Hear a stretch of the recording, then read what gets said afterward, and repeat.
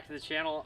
Today what we're doing is we're actually doing a comparison between the straight light bar and the curved light bar. I was talking to a buddy of mine and he noted that in my last video I did not install the straight light bar, and he was wondering what it would look like if it was on there. So what I'm going to do is I'm actually going to show you how to put quick connectors on this, and then also show you what the straight light bar would look like. So just for reference, this is the DWVO 32-inch straight 180 watt LED light bar. So again, links are in the description on that one. So let's go ahead and let's get these quick connectors put on here, and then I'll show you a comparison of what it looks like between the curved and the straight right here.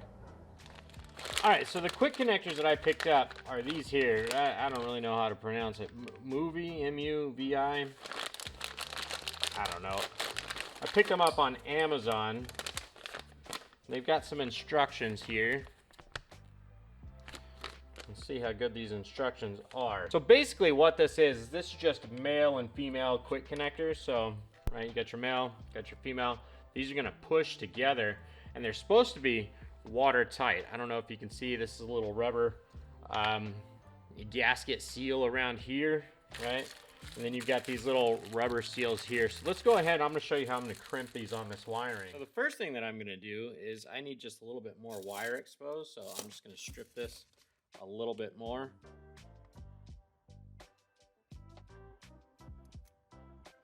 Right, not a lot, just enough where it's gonna get a good bite in here with this. And then I'm gonna twist these to get those wires, those stray wires out of the way, because I need to slide these little rubber pieces over there. So this is the first step, right? This little rubber guy here, we're gonna slide this on.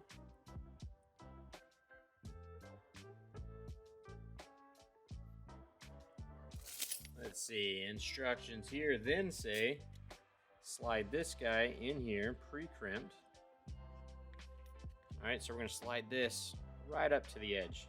That's what it says to do. Right, and so there we have it. And it says just crimp. All right, let's see how this works. I got that guy crimped. Got that guy crimped.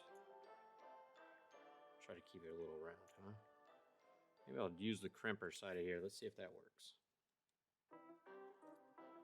Yeah, it looks pretty good.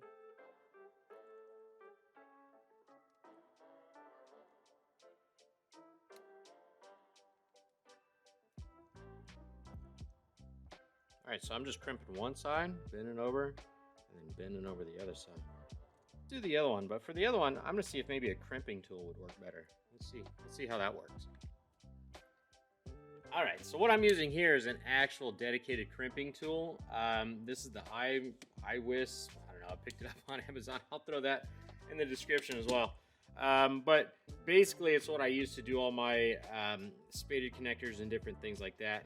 It's got a few different jaws that I can put in there, so it works really well.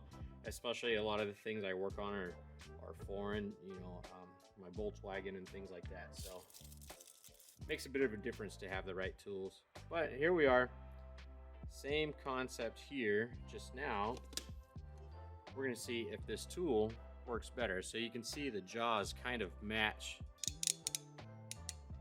right, as that comes down. And this is a ratcheting tool.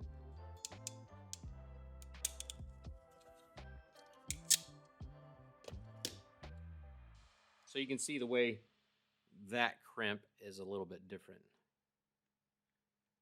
I don't know which one's better. Both solid. You can do this with either one is what it looks like. All right, so then all I'm using to crimp that is a round crimper on there. Now let's see how this plugs in. So I'm gonna make my lights male. I'm gonna make the plug-in on my vehicle female, just for the reason that there's a little bit more protection here. So the way I'm gonna do it here is I'm just gonna make it to where, I don't really think it matters what, red on the right side, that's what it seems. So you just wanna remember where those are, right? And so now those slide on up in there. Okay, then this just crimps, or it comes back down over it and snaps into place. All right, so there we are. So one thing to note, The male side of the connector has a female inside, so it's hollow. I don't know if you can see that, but it's hollow so that on the female side, when you plug this in, it actually slides into there like that and makes your connection. All right, so here we are, and just remove the old one and just taking off these old crimps. I'm gonna try to keep as much wire as I can. So I'm just gonna cut through the cap there. All right, let's go ahead and let's take a little more off.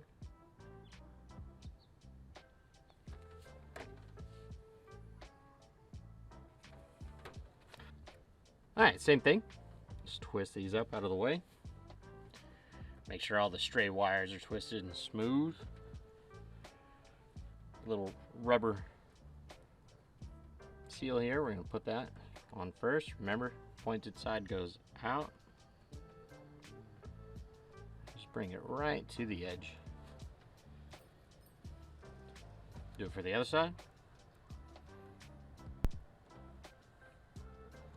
All right, now with the red being positive, you want to make sure that everything lines up. I know my red will have to be here so that it matches up with my red on the male connector side. So you want to make sure that you get that correct, otherwise you're going to be blowing fuses and having to go back and change things.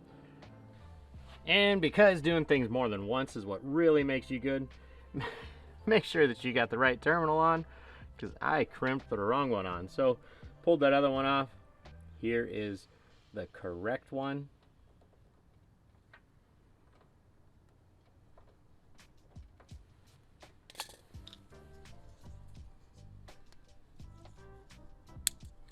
All right, pop that open.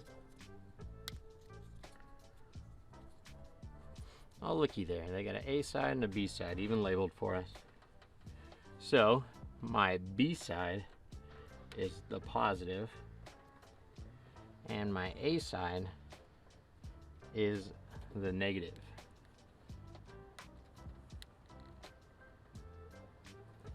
Right, once you get these up in there, you'll feel them lock into place. Then you just snap that back. Just want to make sure everything's nice and straight up in here.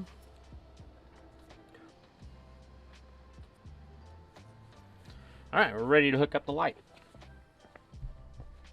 All right, so here's the moment of truth. Now, my only question was how these were going to line up, and we're gonna see if they do line up within there. Feels like they did. Let's see if this thing powers up and turns on. Then we'll know for sure.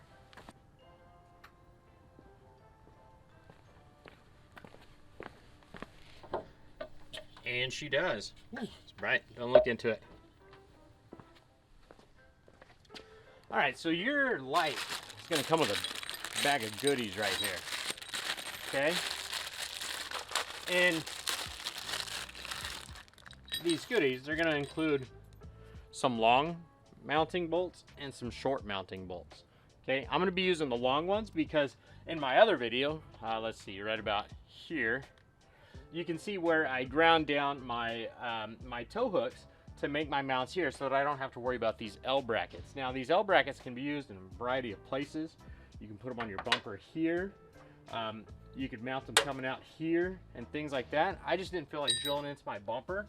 My tow hooks are already there, so I went ahead and made those modifications. All right, so for me, since I have a little bit of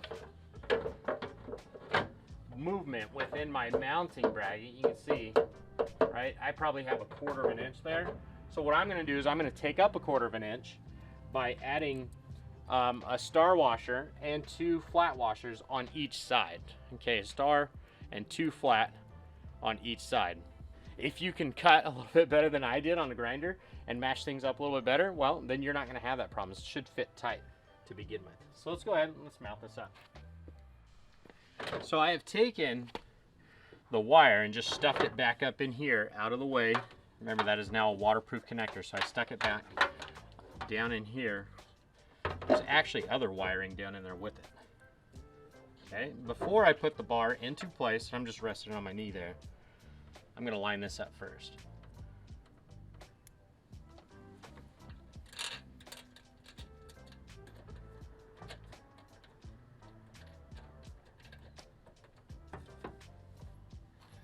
So your Allen wrench, and if you're watching my other video, I actually cut it down to make it a little bit easier to spin around and tighten this up. All right, so it's the same idea on this side. I mounted it the same exact way. Right, and there we are, all mounted up. 2 bolts, pretty easy. If you use the L brackets, just as easy. I mean, you can see it, in my opinion, it looks, you know, pretty much just as good as the curved bar. I just like the way the curved bar fits the contour a little bit better looking at it from the side, but looking at it from the front, you can't really tell. So go ahead, compare. You can see what they look like here on the video. You can see the difference between the straight bar. Remember, this is more of a flood bar compared to the other one, which is more spread out light and easier to see things in the peripherals. So let me know what you think about it. If you liked it and you found it helpful, make sure you hit that like button. And if you're new to the channel and you haven't done so yet, make sure you subscribe.